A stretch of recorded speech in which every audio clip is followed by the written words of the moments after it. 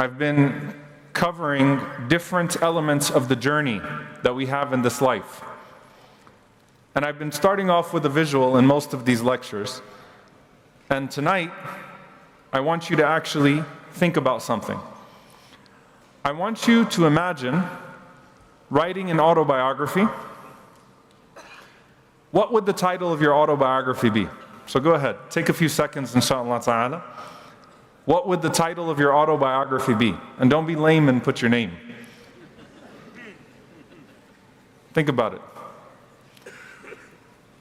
Title of your autobiography. You wrote a book about your life. Let's say that you're 80 years old, you're looking back. What's the title of your autobiography? It's actually a really, really good exercise. Anybody want to volunteer? Yeah. My sins. Allahu Akbar. Change it to my repentance, bro. This is the good side. Autobiography is how you overcame. But no, why did you choose that? Know about yourself, about what you did wrong and how you overcame that before you left this world. Jazakallah khair. Anybody else? I'll take one more. It's always really introspective. Yeah, you. You guys look like you're friends, right? Brothers, mashallah. All right. My uprising. Beautiful. Intifada. Trying to get me in trouble. Got a Palestinian on stage saying intifada. All right. Uprising. Why my uprising? Why?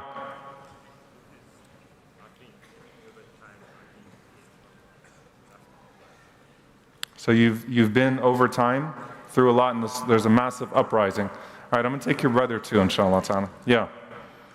Don't tell me you forgot it. Don't say the downfall, uprising, the downfall. What's your autobiography titled? Allahu Akbar. Man, that's beautiful. Does my name have meaning to me? Because his name is Muhammad. Does my name have meaning to me? SubhanAllah. Beautiful. I already know what you mean by that, so I don't have to ask you for an explanation. Dear brothers and sisters, as we're thinking about this idea of your autobiography, this is a powerful exercise about how you write your life story, because there's something very interesting about the way we function as Muslims in terms of our mindsets. We always put the conclusion and work backwards. We always put the conclusion and work backwards. When we talk about our lives, bi'idhnillahi ta'ala, in the afterlife, Allah subhanahu wa ta'ala says, إِنَّ الْمُتَّقِينَ فِي جَنَّاتٍ وَعُيُونٍ آخِذِينَ مَا آتَاهُمْ رَبُّهُمْ إِنَّهُمْ كَانُوا قَبْلَ ذَلِكَ مُحْسِنِينَ كانوا قليلا من الليل ما يهجعون وبالأسحار هم يستغفرون وفي أموالهم حق للسائل والمحروم. Allah subhanahu wa ta'ala says, verily the muttaqeen, people of conscience, people of piety, Allahumma ja'alna min al-muttaqeen, Allahumma ameen. May Allah make us amongst them. People of taqwa are in gardens and springs and rivers and trees and palaces. They're in Jannah. Allah is giving you the scene. Allah is giving you the end, giving you the conclusion, the scene.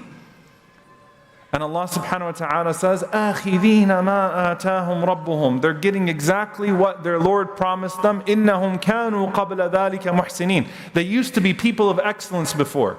Then Allah describes the actions. كَانُوا قَلِيلًا مِنَ اللَّيْلِ مَا يَهْجَعُونَ. They used to sleep little at night. وَبِالْأَسْحَارِ هُمْ يَسْتَغْفِرُونَ. And then before Fajr, they would spend that time making istighfar. وَفِي أَمْوَالِهِمْ. And then in their money, they used to spend upon the one who asked and the one who was forbidden, meaning the one who was not able to ask due to circumstances or otherwise. Allah gave you the conclusion, and then Allah subhanahu wa ta'ala moved you right back to what it looked like in this life.